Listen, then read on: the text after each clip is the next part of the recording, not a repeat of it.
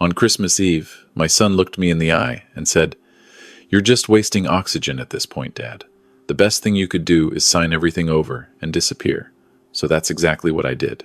I sold the family cabin, emptied my accounts, and flew to British Columbia.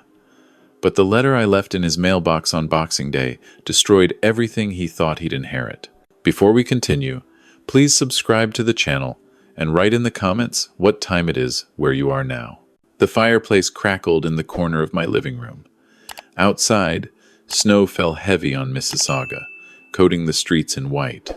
Through the window, I could see my son's SUV in the driveway, the one I'd helped him buy 3 years ago when his credit was too damaged to get financing. Inside, my family gathered around the Christmas tree. My son Bradley, his wife Marlene, their 2 kids Tyler and Emma. The house smelled like roasted ham and pine needles. Should have been perfect.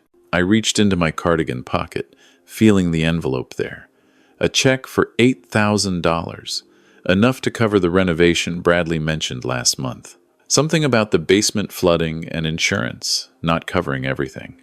I'd been saving it for months, cutting back on groceries, skipping my morning coffee at Tim Hortons, all to help my boy. At 67, I'd learned that family was everything, especially after losing my wife Eleanor 3 years ago to cancer. She'd been the glue holding us together. Without her, I'd poured everything into being useful to Bradley and his family. Babysitting, home repairs, financial support whenever they called. Bradley sat on the couch, scrolling through his phone. Marlene was in the kitchen, loading dishes into the dishwasher with aggressive clanking sounds. The kids were upstairs, probably playing video games on the new console I'd bought them. I cleared my throat. "Bradley, I have something for you. Merry Christmas." He didn't look up from his phone, just extended his hand like I was handing him a napkin. The envelope passed from my weathered fingers to his smooth ones. He tore it open without ceremony, glanced at the check, then tossed it on the coffee table. $8,000. His voice was flat. "That's it?" My chest tightened. "Well, I thought it would help with the basement situation. You said the repairs were expensive." Bradley finally looked up. His eyes were cold, colder than the December wind outside, colder than anything I'd seen in 42 years of being his father. "Dad, do you have any idea how much that renovation actually costs?" $45,000. Your little $8,000 is like putting a Band-Aid on a bullet wound. I tried to keep my voice steady. "I gave what I could, son. My pension isn't exactly generous." That's when Marlene walked in from the kitchen, drying her hands on a dish towel. She stood behind Bradley, arms crossed, the 2 of them facing me like a united front against a common enemy. Bradley leaned forward. "You know what, Dad? I'm going to be honest with you. Something I should have said a long time ago." I waited. The fire popped. A log shifted. "You're just wasting oxygen at this point. Seriously. You shuffle around this house like a ghost. You show up at our place unannounced. You call 3 times a day about nothing. And every time we need real help, you come up short." The words hit me like a physical blow. I gripped the armrest of my chair. "What?" Marlene jumped in. "What Bradley means is that you're not really contributing anymore. You're just there, taking up space, using resources that could go to the kids' future." I looked between them. My son's face showed no remorse. His wife showed something worse. Calculation. "The cabin," Bradley said. "The one on Lake Muskoka. Mom left it to you, but it should go to us. We could sell it, use the money for the house, for the kids' education. But you're just sitting on it, going up there alone twice a year to feel sorry for yourself." That cabin had been in Eleanor's family for 3 generations. We'd spent every summer there when Bradley was growing up. He'd learned to swim in that lake, caught his first fish off that dock. "Your mother wanted me to have it," I said quietly. "It was her wish." Bradley laughed. Not with humor, with contempt. "Mom's dead, Dad. She's been dead for 3 years. Her wishes don't matter anymore. What matters is the living. What matters is us." The Christmas tree lights blinked red and green. Somewhere upstairs, one of the kids laughed at something on a screen. The normal sounds of a family Christmas, happening in a house that suddenly felt like a courtroom. I stood slowly. My knees protested. Everything protested at 67. I think I need some air. That's your answer to everything, isn't it? Bradley's voice followed me. Run away. Avoid the hard conversations. Just like you avoided Mom when she was sick. I stopped at the doorway. Turned back. That's not true, isn't it? You were at that cabin when she had her first collapse, off fishing while your wife was dying. I was home within hours, the doctors said. The doctors said a lot of things. Marlene cut me off. But we were there, Bradley and I. We saw how little you did, how you let us handle everything while you fell apart. The fire crackled. Snow pressed against the windows. The Christmas lights seemed garish now, mocking. I looked at my son. When did you start thinking this way about me? Bradley shrugged. Does it matter? The point is, you could actually help us for once. Sign over the cabin. Give us access to your accounts. Let us manage things properly. Or just, I don't know, get out of the way. Get out of the way. The phrase hung in the air like smoke. You want me to disappear, I said.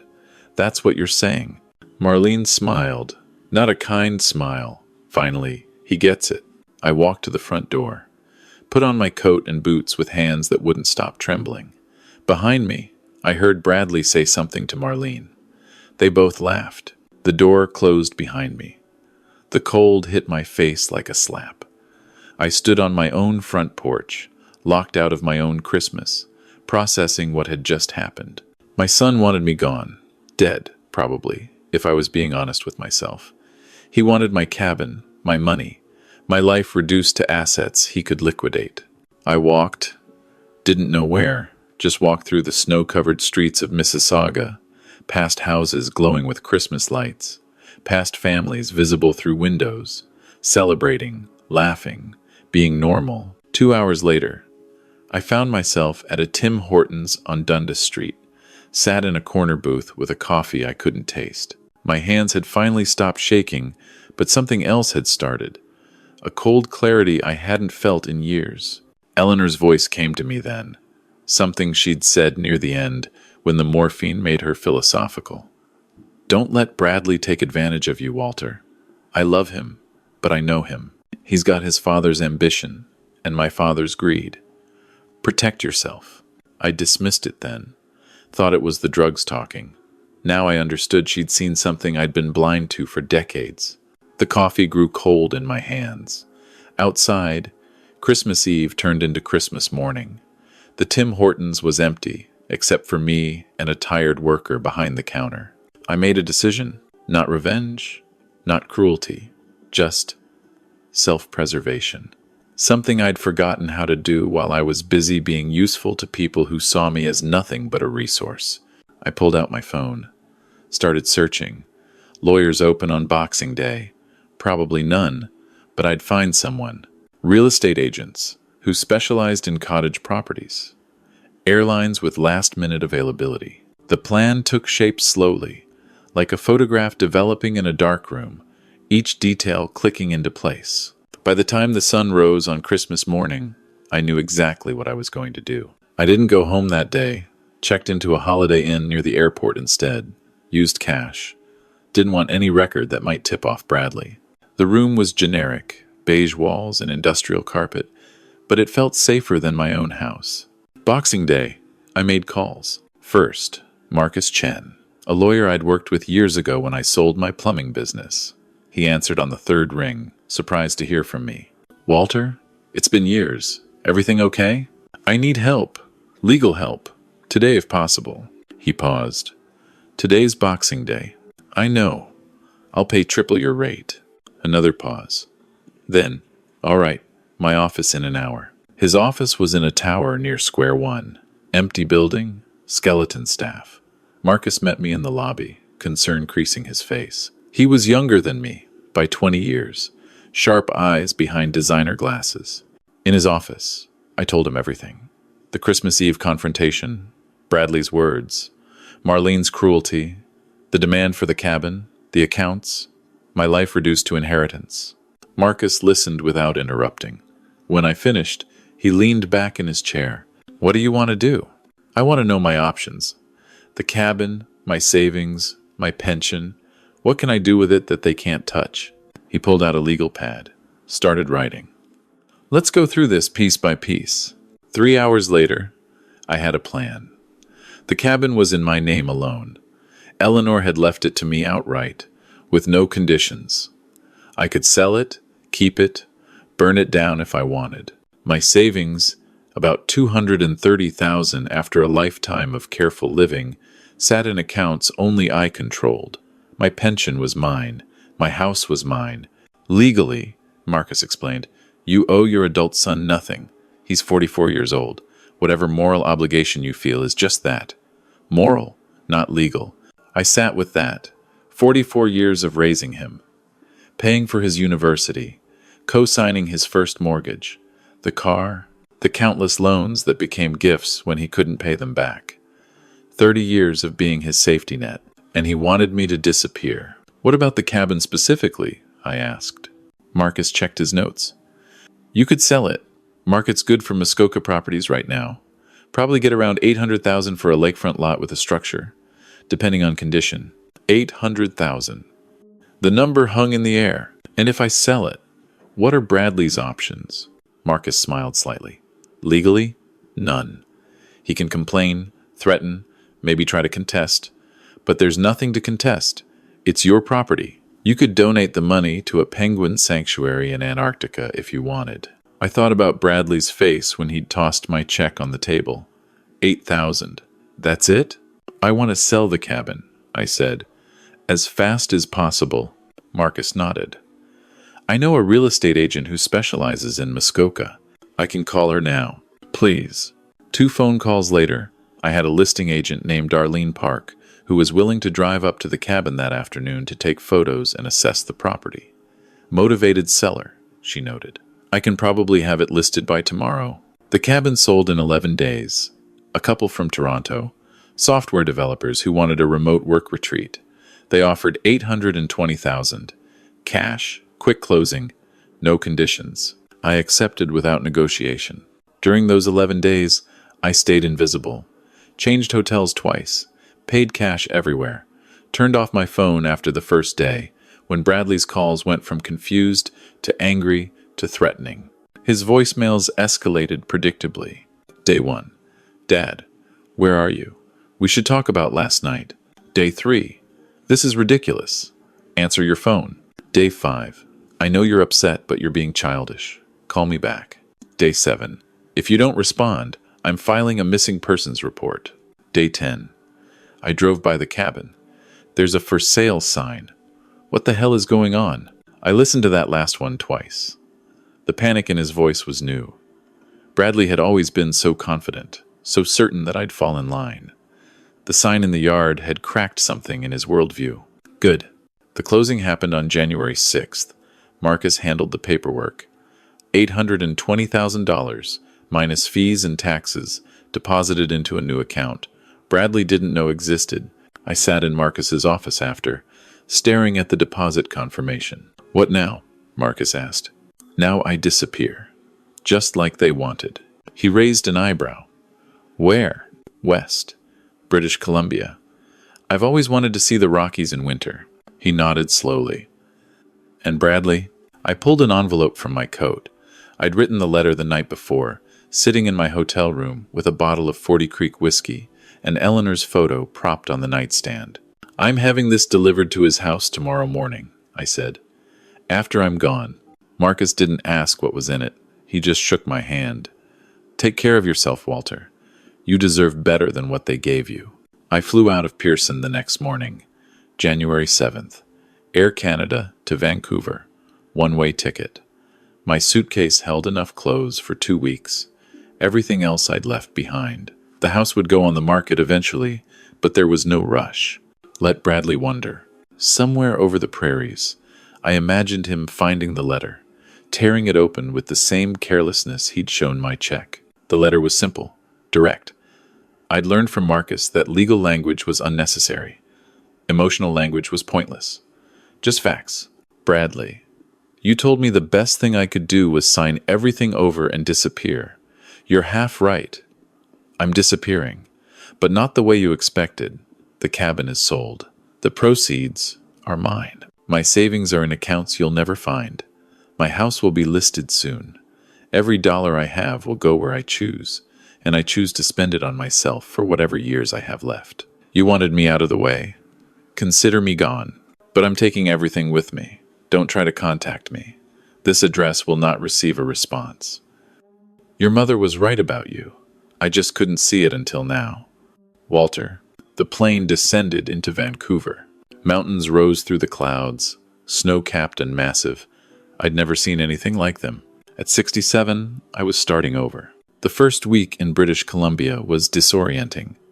I rented a car at the airport, drove to Whistler without really knowing why, found a small hotel that catered to skiers, sat in my room for 2 days, not sure what to do with freedom I'd never asked for. I called Marcus on day 3. He answered quickly. Walter, how are you? Honestly, I don't know. I'm in Whistler. It's beautiful, but I don't know what I'm supposed to do now. He was quiet for a moment. What did you like doing before you became Bradley's ATM? The question stopped me. Before. When was before?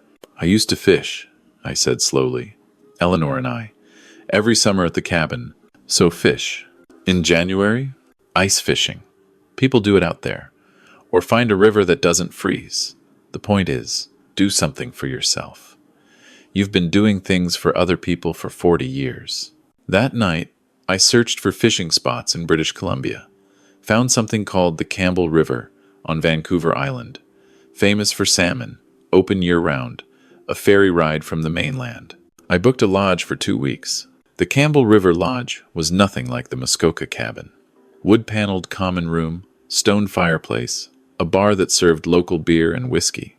Other guests were mostly fishermen, Americans, Canadians, a couple from Germany who spoke halting English and caught more fish than anyone. My guide's name was Jimmy, indigenous man, maybe 50, weathered face and hands that had handled thousands of fish. He didn't ask why a 67-year-old from Ontario was alone in January.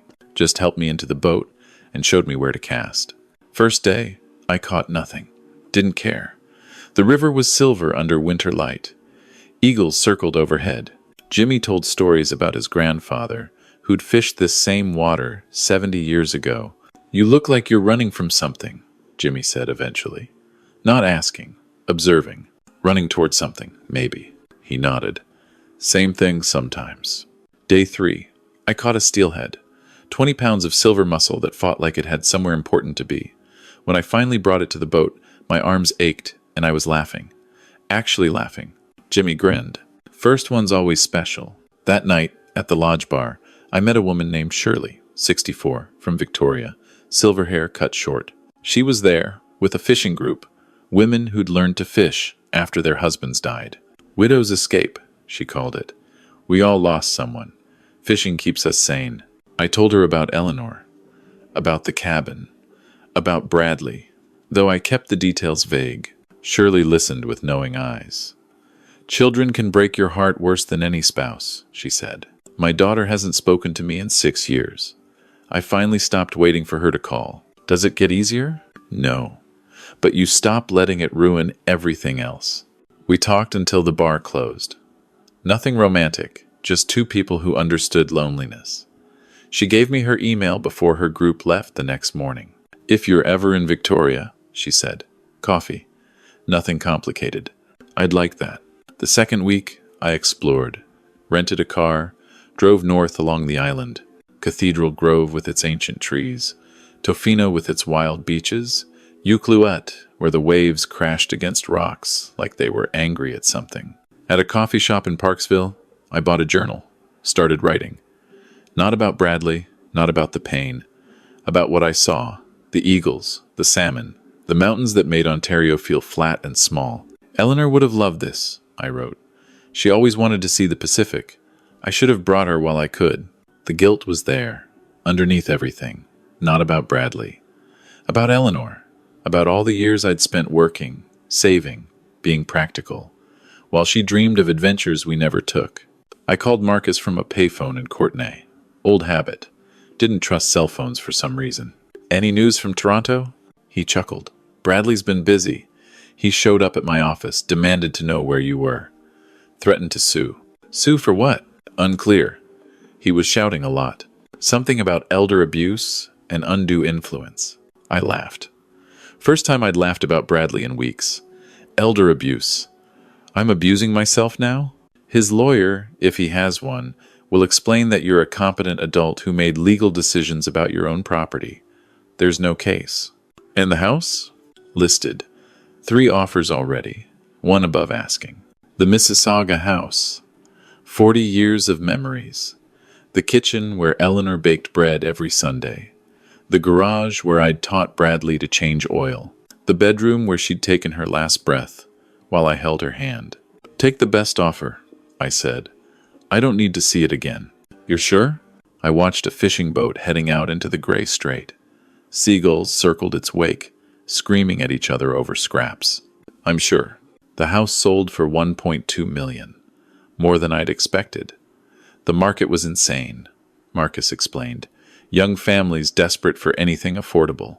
Between the house and the cabin, I now had just over $2 million, plus my pension, plus 30 years of savings I'd barely touched. For the first time in my life, I was wealthy, and I had no one to spend it on except myself. I flew to Victoria, found an apartment overlooking the inner harbor, furnished rental, month to month.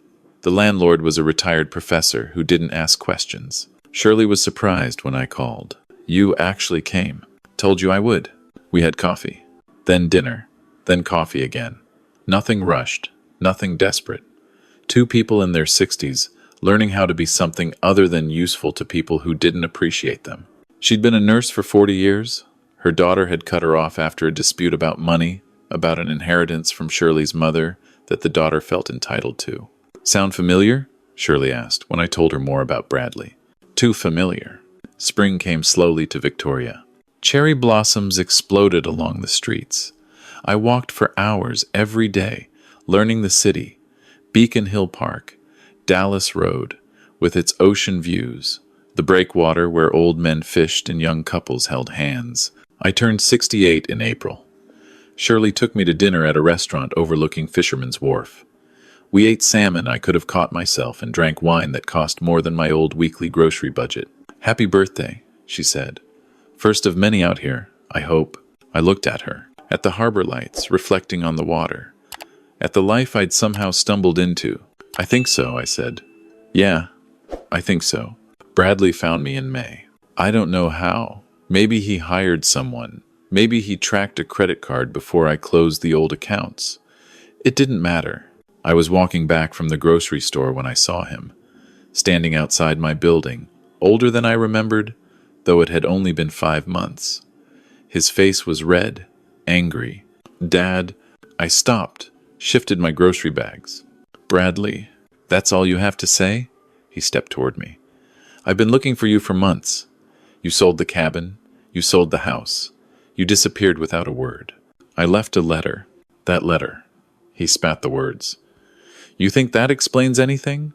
You think you can just abandon your family? You told me to disappear. I did. I didn't mean, yes, you did. I said it calmly. The anger I'd expected wasn't there. Just a tired certainty. You said I was wasting oxygen. You said the best thing I could do was sign everything over and get out of the way. So I got out of the way. I just didn't leave you anything on my way out. Bradley's face shifted. The anger was still there, but something else now. Desperation. The renovation, he said. We're behind on the mortgage. Marlene lost her job. The kids need. Stop. He stopped. I am not your bank, I said. I am not your safety net. I am not your backup plan for every time you fail to manage your own life. I'm your father. Or I was. Right now, I'm just a 68-year-old man who finally learned that some people will take everything you give and ask why you didn't give more. Dad, no. I shifted the grocery bags again. You made your choice at Christmas. You told me exactly what you thought of me. Now I'm showing you what my life looks like without you in it. Bradley stared at me. For a moment, I saw the boy he'd been 10 years old, learning to fish at the cabin. 16, nervous before his first date. 22, shaking my hand at his university graduation. Then the moment passed. His face hardened. Mom would be ashamed of you. The words should have hurt. They didn't. Your mother warned me about you, I said. I didn't listen. I should have. Goodbye, Bradley. I walked past him into my building. Didn't look back. Heard him call my name once, twice, then nothing. That night, Shirley came over. I told her what happened. She listened, held my hand, didn't try to fix anything. How do you feel? She asked. Empty, I said. But not bad empty. Like I finally put down something I'd been carrying too long. She nodded. That's grief. Not for him. For the son you thought you had. I cried then. First time since Eleanor's funeral. Shirley held me and didn't say anything, because there was nothing to say. Summer came. I bought a small boat. Nothing fancy, just a 20-foot fishing vessel I could handle alone. Named it Eleanor's Dream. Shirley and I took it out every weekend. Sometimes we fished. Sometimes we just anchored in quiet coves and read books while the water lapped against the hull. I joined a hiking group. Seniors who still had good knees and better attitudes. We climbed mountains I'd only seen in photographs. Mount Finlayson, the Juan de Fuca Trail, places that made me feel small in the best way. My phone stayed quiet. Bradley didn't call again. Marcus sent occasional updates, but there was nothing to report. No lawsuits, no further contact. In August, I got an email from my granddaughter Emma. 17 now, old enough to find my address through Marcus. Grandpa, Dad won't tell us what happened. Just that you're gone and you're not coming back. I don't understand. Did we do something wrong? Tyler and I miss you. I read it 3 times. Each time, my chest tightened. Emma and Tyler hadn't been in the room when Bradley said those things. They'd been upstairs, innocent of their parents' cruelty. They were just kids. My grandchildren. I wrote back, Emma, you didn't do anything wrong. Neither did Tyler. What happened between me and your father is complicated, and I won't explain it because you shouldn't be in the middle. But I want you to know that I love you both. I always will. When you're older, if you want to visit me, I'm in Victoria. The door is open. But that's your choice, not your parents'. Love, Grandpa. I didn't know if she'd respond. Didn't know if Bradley monitored her email. But I'd said what I needed to say. October brought rain. Victoria's famous gray drizzle that locals claim to love. I didn't mind. Bought a good raincoat. Kept hiking. On the anniversary of Eleanor's death, I took the boat out alone. Anchored in a cove she would have loved. Poured some of her favorite wine into the water.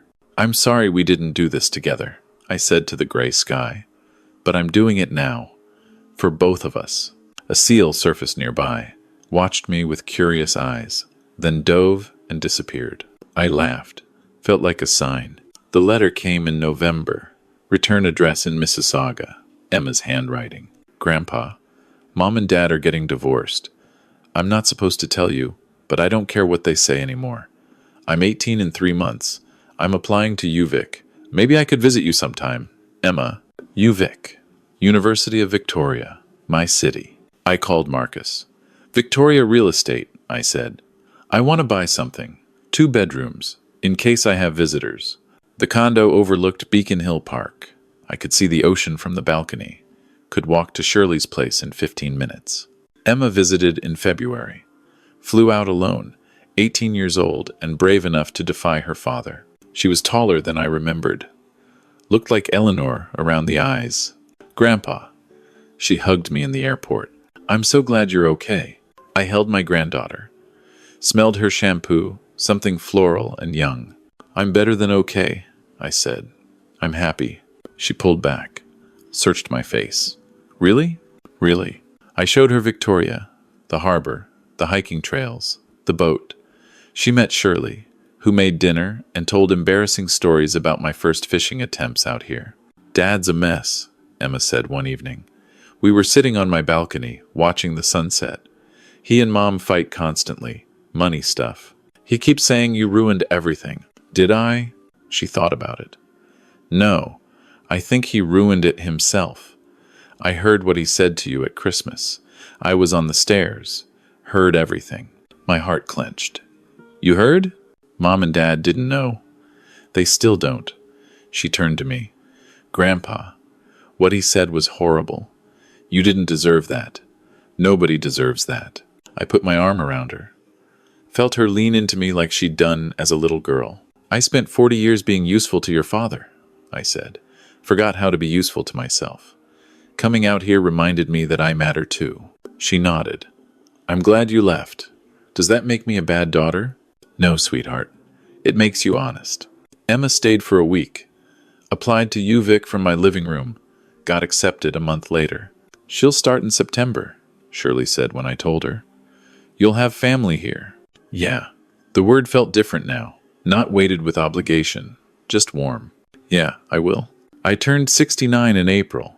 Shirley and I took the boat up to the Gulf Islands. Anchored off Salt Spring Island. Watched whales pass in the distance.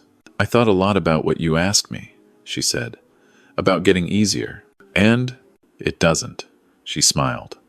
But you find other things to fill the space. Good things.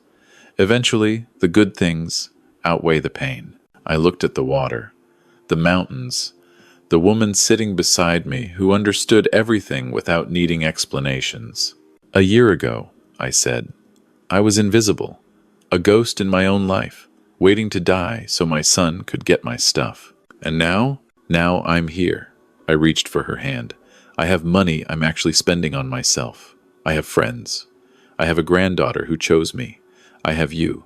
She squeezed my hand. Not bad for a guy who was just wasting oxygen. I laughed. First time Bradley's words didn't sting. Not bad at all. The letter arrived in June. Bradley's handwriting this time. Dad, I know you probably won't read this, but I need to say it. I was wrong. What I said at Christmas was unforgivable. I was stressed about money, angry at the world, and I took it out on you. I've been in therapy since the divorce, learning things about myself I don't like. I don't expect you to forgive me. I don't deserve it. But I wanted you to know that I'm sorry, that I understand now why you left, that I miss my father, even though I drove him away. Bradley. I read it at the kitchen table. Shirley was making tea. She saw my face, came over, read over my shoulder. What are you going to think? She asked. I don't know. I folded the letter. Put it in a drawer with Eleanor's old photographs. Forgiveness wasn't a switch I could flip. Maybe someday, maybe never. But I'd learned something important in the year since I'd left. I didn't owe anyone closure. I didn't owe Bradley a response. I didn't owe Marlene acknowledgement. I didn't owe anyone anything except myself. And myself wanted to go fishing. Come on, I said to Shirley. Weather's perfect. Let's take the boat out. She smiled, grabbed her jacket. We walked down to the marina together, past cherry trees dropping their last blossoms, past tourists taking photos of the harbor, past a world that kept turning whether Bradley forgave himself or not. Eleanor's dream was waiting. I helped Shirley aboard, started the engine, pulled away from the dock. The ocean stretched out before us. Mountains rose in the distance, still snow-capped even in June. Eagles circled overhead. My son had told me to disappear. And I had. But not into nothing. Into this. Into a life I should have claimed decades ago. Into beauty and friendship and peace. Bradley wanted me gone. He got his wish. He just never expected that gone would look so good. If you like this story, please like this video, subscribe to the channel, and share your impressions in the comments. To listen to the next story, click on the box on the left. Thank you for watching.